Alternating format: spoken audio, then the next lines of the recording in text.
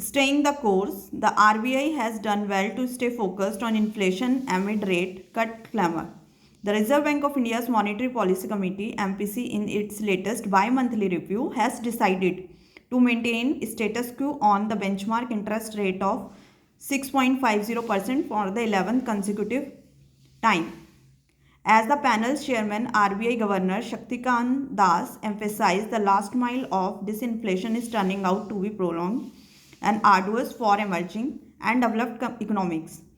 India's retail inflation, after trending below the median 4% target for the first time in 5 years, for 2 months spiked over September and October, with food prices leading the price pinch. At its October meet, the 6-member MPC had voted 5:1 to hold interest rates, stating the inflation growth balance was well poised. The poise has been shattered, with the economic ground shifting dramatically in the intervening period.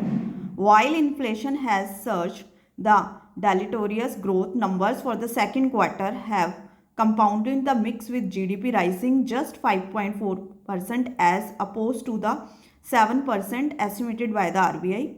The government has sought to paint the growth blip as a transient occurrence rather than as a sign of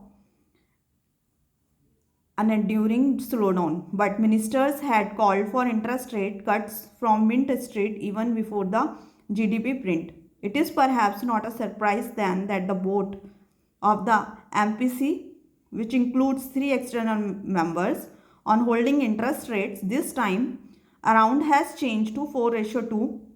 Governor Das acknowledged that the near-term inflation and growth outcomes have turned somewhat adverse. He also effectively scotched the glamour for the MPC to took through food inflation, noting that the RBI is bound by the flexible inflation targeting framework laid down in the law that requires headline inflation to be addressed.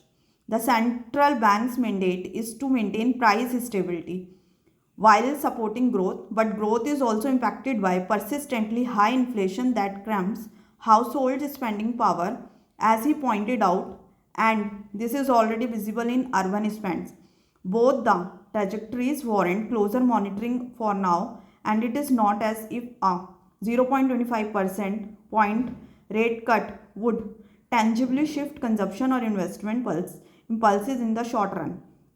The RBI remains hopeful of GDP growth recovering and inflation cooling in the second half of the year, even as it revised its 2024-25 projections for the former to 6.6% from 7.2% and for the later to 4.8% from 4.5%.